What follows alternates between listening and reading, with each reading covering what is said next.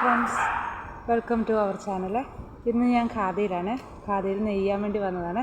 അപ്പം ഇന്ന് ഞാൻ എൻ്റെ തറി ഒന്ന് കാണിച്ചു തരാവേ. പാവ് തീരാറായിട്ടുണ്ട്. അല്ല, ഞാൻ നെയ്യുന്ന തുണിയാണ് കേട്ടോ ഇത്. അപ്പം ഇന്നിപ്പോൾ പാവ് തീരാറായിരിക്കുകയാണ്. പാവ് എന്ന് പറയുമ്പോൾ അത് കാണിച്ചു തരാം. ഉണ്ടോ, പാവ് തീരാറായത് കണ്ടോ.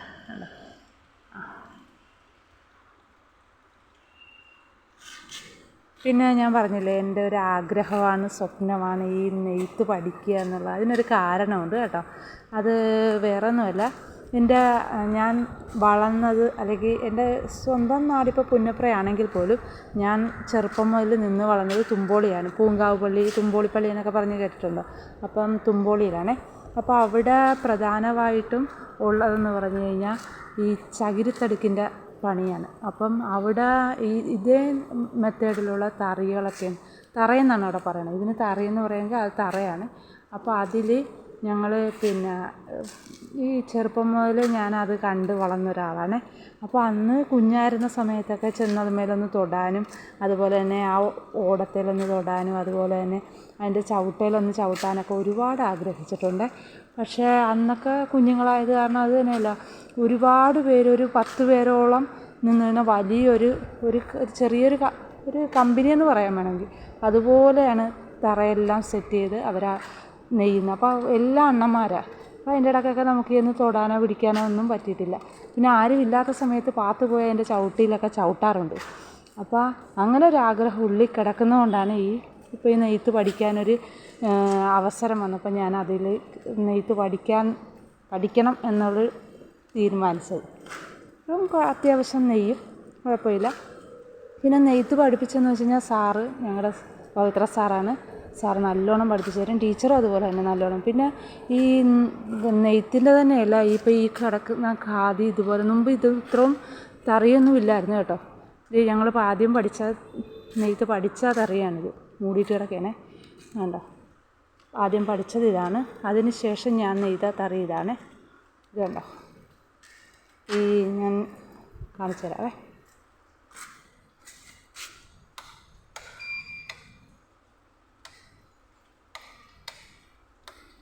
കണ്ടോ, ഞാൻ പഠിച്ചത് അത് കഴിഞ്ഞ് നെയ്തതാണ് ഇത്. കണ്ടോ, നെയ്ത തറിയാണ്. കണ്ടോ, നെയ്ത്തതാണ്. അതിന് ശേഷമാണ് ഞാനിപ്പം മറ്റേ തറയിലോട്ട് കയറിയത്. അതിപ്പോൾ സ്വന്തമായിട്ട് ഇതുപോലെ ഞങ്ങൾക്ക് ഇതെല്ലാം റെഡിയാക്കി തന്നത് അനൂപ് സാറാണ്. ഞങ്ങൾ ഇവിടുത്തെ ഹെഡ് എന്നല്ലെങ്കിൽ ഇവിടുത്തെ മെയിൻ എല്ലാ കാര്യങ്ങളും ചെയ്തു തരുന്നത് അനൂപ് സാറാണ്. പിന്നെ പ്രധാനമായിട്ടും പറയാനുള്ളതെന്ന് പറഞ്ഞു കഴിഞ്ഞാൽ, ഇപ്പം ഞങ്ങൾ ഒരുപാട് പേര് ഇപ്പോൾ കേരളത്തിൽ എന്ന് പറഞ്ഞ് ഇന്ത്യയിൽ വെച്ച് നോക്കാനാണെങ്കിൽ ഒരു ബ്രാൻഡഡ് തുണി എന്ന് പറയുമ്പം നമ്മുടെ ബ്രാൻഡ് എന്ന് പറയാവുന്നത് ഖാദിയുടെ തുണികളാണ്. അപ്പോൾ ഇപ്പോൾ എന്ന് പറഞ്ഞു കഴിഞ്ഞാൽ ഖാദി മേഖല ഭയങ്കര പ്രതിസന്ധിയിലാണെന്നേ എനിക്ക് പറയാൻ പറ്റത്തുള്ളൂ. എന്ന് വെച്ച് കഴിഞ്ഞാൽ കൂലി കുറവാണ്. പിന്നെ എന്ന് പറഞ്ഞു കഴിഞ്ഞാൽ തുച്ഛമായ ശമ്പളമാണ്. അതിൽ നിന്നാണ് ഇത്രയും ഇപ്പം ഞങ്ങളുടെ ഖാദിയിൽ തന്നെ 10-14 പേരുണ്ട്. അപ്പോൾ അതുപോലെ തന്നെ കേരളത്തിൽ എല്ലാ ഭാഗത്തും എല്ലാ ജില്ലകളിലും ഒരുപാട് ഖാദി ഉള്ളതാണ്. അപ്പോൾ അവിടെ ഒരുപാട് അമ്മമാർ വർക്ക് ചെയ്യുന്നുണ്ട്.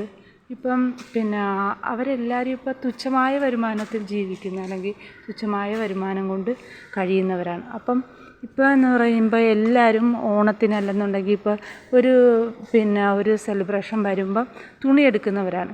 അപ്പോൾ നിങ്ങൾ എപ്പോഴും ഖാദി, ഇപ്പോൾ എല്ലാവരും പറയും ഖാദി വസ്ത്രങ്ങൾക്ക് ഭയങ്കര വിലയാണെന്ന്. പക്ഷെ അത് ശരിയാണ്. എന്ന് വെച്ച് കഴിഞ്ഞാൽ അവർ കൈകൊണ്ട് ചെയ്യുന്നതല്ലേ. അപ്പോൾ അതിന് വില ഇച്ചിരി കൂടുതലാണ്. എന്നാലും നിങ്ങൾ തുണി എടുക്കുമ്പം ഏതെങ്കിലും ഒരെണ്ണം, ഇപ്പോൾ ഹസ്ബൻഡിനൊരു ഷർട്ടിൻ്റെ തുണിയോ, അല്ലെന്നുണ്ടെങ്കിൽ മക്കളുണ്ടെങ്കിൽ അവർക്കൊരു ഇപ്പോൾ ഷർട്ടിൻ്റെ തുണിയോ, അല്ലെന്നുണ്ടെങ്കിൽ ജുബ്ബ തയ്പ്പിക്കാനുള്ള ഒരു തുണിയോ, അല്ലെന്നുണ്ടെങ്കിൽ ഇപ്പോൾ അമ്മയുടെ ഒരു വെഡ്ഡിങ് ആനിവേഴ്സറി ആണെങ്കിൽ അതിനൊരു സാരിയോ, എന്തെങ്കിലും ഒരെണ്ണം നമ്മുടെ ഖാദിയുടെ ഉൽപ്പന്നങ്ങൾ വിൽക്കുന്ന വിപണന കേന്ദ്രങ്ങളുണ്ട്. അപ്പോൾ എവിടെ നിന്നെങ്കിലും ഒരെണ്ണം എടുത്ത് ഖാദി മേഖലയൊന്ന് നമ്മൾ ചെയ്യുന്ന ഒരു തൊഴിലാളികൾക്കൊരു അംഗീകാരം തന്നെയല്ല അത്. അവർക്കൊരു വീണ്ടും ഇപ്പം ഞാനൊരു നെയ്ത്ത് തൊഴിലാളിയാണ്. അപ്പോൾ ആ നെയ്യുന്ന തുണി ഇപ്പം നെയ്ത് ഒരാൾ വാങ്ങിച്ച് നമ്മൾ തയ്ച്ചിടുക, അല്ലെന്നുണ്ടെങ്കിൽ ആ തയ്ച്ചിട്ടുണ്ട് പോവുക, അല്ലെങ്കിൽ വാങ്ങിച്ച് നമ്മൾ നെയ്യുന്നത് തന്നെ അത് വിൽപ്പനക്കാണല്ലോ. അപ്പോൾ അത് വാങ്ങിച്ചോ അല്ലെന്നുണ്ടെങ്കിൽ അത് വിൽപ്പനക്ക് വെക്കുമ്പോൾ നമുക്കൊരു സന്തോഷം.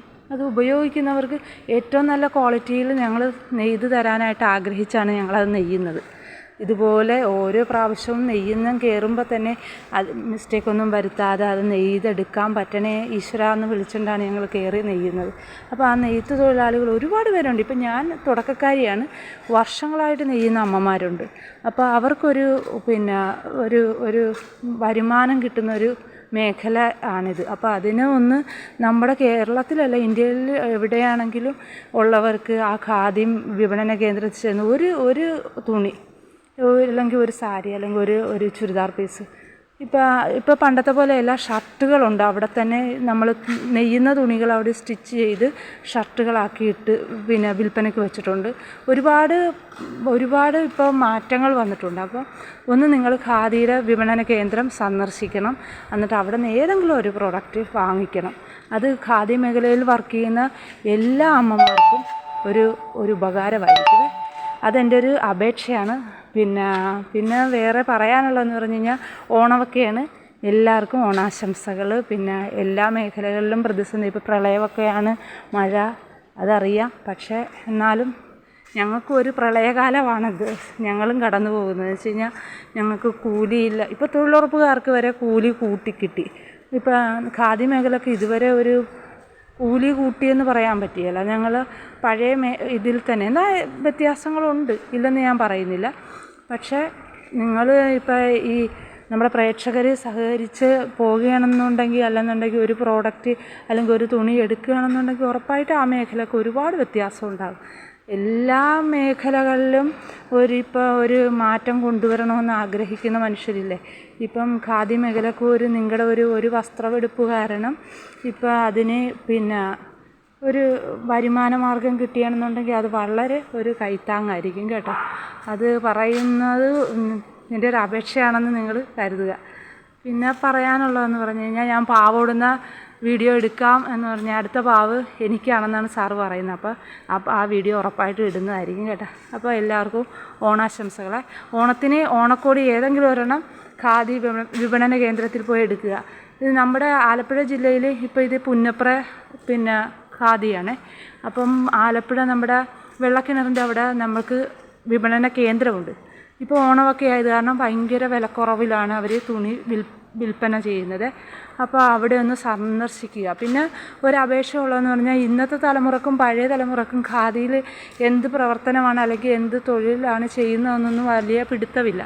അപ്പോൾ ഇടയ്ക്ക് അവർ ഒരു വിസിറ്റ് പിള്ളേരൊക്കെ ആയിട്ട് അല്ലെങ്കിൽ ഫാമിലി ആയിട്ട് ഒന്ന് ചെല്ലുക. എന്നിട്ട് അവിടെ ഒന്ന് സന്ദർശിക്കുക. എന്നിട്ട് അവിടെ എന്താണ്, തുണി എങ്ങനെയാണ് നെയ്യുന്നത്, ഈ തുണി ഉണ്ടാക്കുന്നത് എങ്ങനെയാണെന്നൊക്കെ പിള്ളേരെ ഒന്ന് കാണിച്ചു കൊടുക്കുക. അപ്പോൾ അവർക്കതൊരു ഇനിയുള്ള തലമുറക്ക് അത് ഖാദി ഉൽപ്പന്നം വാങ്ങിക്കണമെന്നുള്ളൊരു പ്രചോദനമാകും. അത് തന്നെയല്ല, നിങ്ങളിപ്പോൾ ഒരുപാട് ഷർട്ടുകൾ നിങ്ങളുടെ ഹസ്ബൻഡിന് കാണും, അല്ലെന്നുണ്ടെങ്കിൽ മക്കൾക്ക് കാണും.